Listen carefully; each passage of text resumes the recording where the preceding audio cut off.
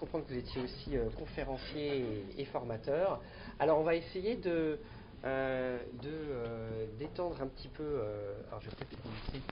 Ouais, on va vous aider. Quelqu'un va vous aider pour le micro peut-être. On a parlé donc d'un certain nombre de choses sur l'accessibilité numérique, rendre accessible, faciliter les choses. Alors on va essayer de se mettre de la place de l'autre côté, la place des concepteurs. Alors déjà, quand on parle par exemple de métiers du numérique, de quoi s'agit-il? Les métiers du numérique. Les métiers du numérique, c'est quelque chose de très varié, de très riche. On va trouver des métiers qui sont de l'ordre de la communication. Typiquement, ce qui se développe beaucoup en ce moment, c'est tout ce qui va être communication au travers des réseaux sociaux, animation de communauté. On va trouver tout ce qui est de l'image, tout ce qui est lié du design, de la création graphique. On va trouver des métiers liés à l'informatique, au développement, aux maintenances de systèmes informatiques. Des métiers liés au management, parce que derrière, c'est des humains qu'il faut gérer, il faut recruter des gens, il faut gérer des projets, etc. Donc, c'est des métiers qui sont très variés et sur lesquels les profils de formation vont être du coup très divers. Alors comment ces professionnels sont sensibilisés à cette question d'accessibilité? Alors malheureusement, à Est-ce l'heure qu'ils le sont? actuelle, c'est une des grosses problématiques. Euh, Depuis février 2005, pour la partie site public, il y a normalement l'obligation effectivement légale de formation pour les personnes qui interviennent sur les services de communication publique en ligne. Sur la partie privée, malheureusement, à l'heure actuelle, beaucoup d'écoles, notamment d'écoles de formation d'ingénieurs ou de développeurs informatiques, ne prennent pas en compte l'accessibilité ou le prennent que très partiellement en compte. Donc on a encore beaucoup de gens qui sortent d'école et qui ne connaissent toujours pas l'accessibilité. Ce qui fait que pour beaucoup, quand on leur dit qu'il faut faire un site accessible, ça va représenter un coût. C'est pas l'accessibilité qui va avoir un coût, ce qui va avoir un coût, c'est le fait qu'il va falloir apprendre des nouvelles choses et qu'il va falloir faire de la formation continue. Donc évidemment, faire de la formation continue quand on est déjà en parallèle sur des projets, ça prend du temps et si ça prend du temps, ça coûte de l'argent. Mais ce n'est pas lié à l'accessibilité en soi, ça pourrait être n'importe quelle autre thématique qui n'est pas apprise dès le départ. Alors est-ce qu'il existe des formations alors du coup là spécifiques Alors, sur ce thème-là? il existe des formations qui vont être effectivement diverses.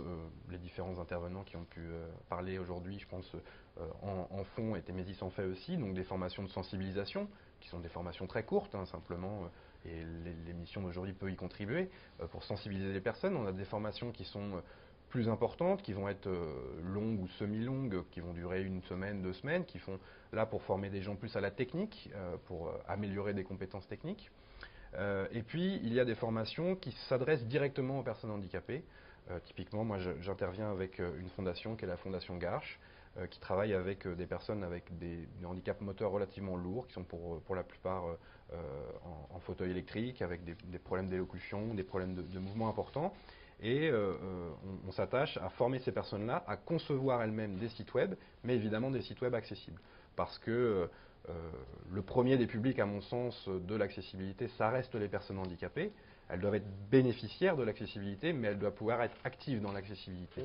Et tous ces métiers de l'accessibilité numérique, il est tout à fait logique de les ouvrir aux personnes handicapées.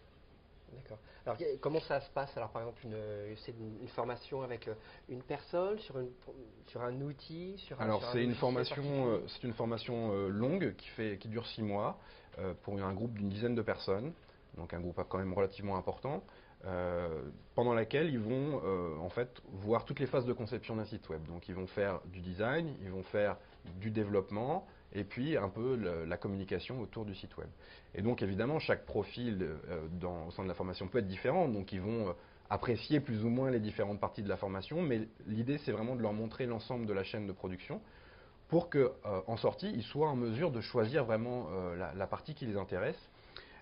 Et la seule différence, je dirais, au niveau de la formation en elle-même, on ne va pas leur apprendre des outils différents, on va leur apprendre les mêmes outils que n'importe quel développeur ou que n'importe quel designer. Simplement, effectivement, c'est des gens qui vont avoir des modes de conception, des modes de création différents, des modes d'utilisation différents, parce qu'ils utilisent des aides techniques comme certaines ont été montrées précédemment. Typiquement des claviers adaptés, des synthèses vocales, etc. Alors évidemment, pour une personne aveugle, on va avoir des grandes difficultés à la former à la création graphique. Mais en fonction du handicap, évidemment, il y a des fonctions que certaines personnes ne pourront pas exercer. Mais globalement, Ici, dans cette formation, on s'adresse essentiellement à des personnes en situation de handicap moteur. Donc elles ont tout à fait la capacité de produire, quand elles ont les logiciels qui vont bien et les aides techniques qui vont bien, de produire de la même manière que n'importe qui. Simplement, ils vont le faire de manière un peu différente, en prenant peut-être un peu plus de temps.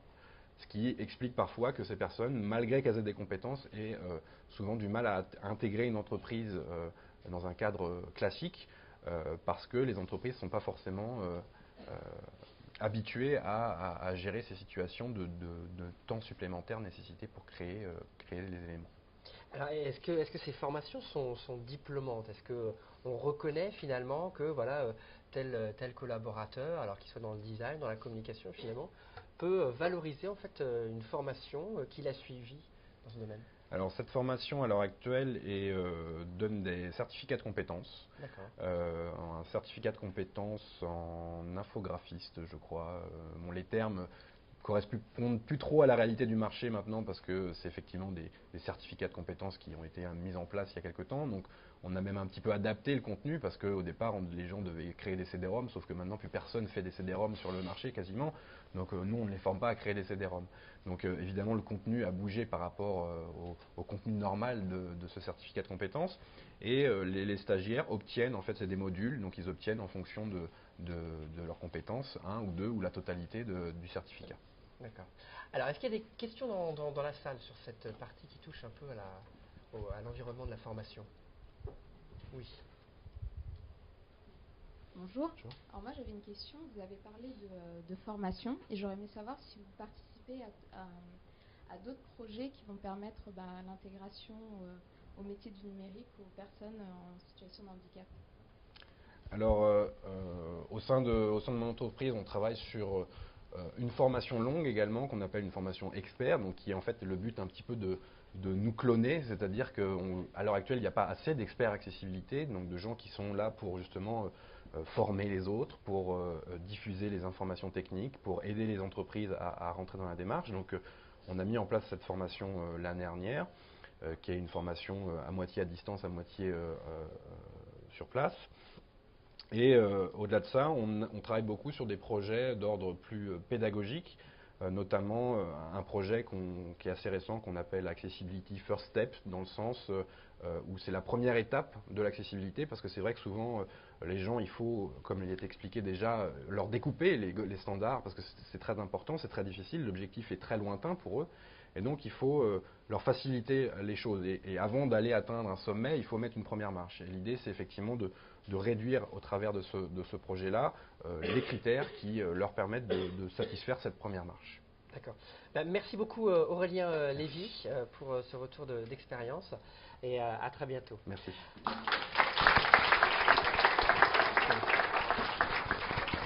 Alors nous avons eu l'occasion de pouvoir interviewer Joël de Ronet. Alors on va peut-être rappeler qui est Joël de Ronet. C'est un éminent biologiste, spécialiste du vivant, qui a notamment enseigné au MIT, qui ensuite s'est spécialisé dans tout ce qui est prospective et va nous faire part de sa vision sur notre thématique du jour et peut-être nous emmener 10 ans, voire 20 ans dans le futur. Donc une interview de Joël de Ronet.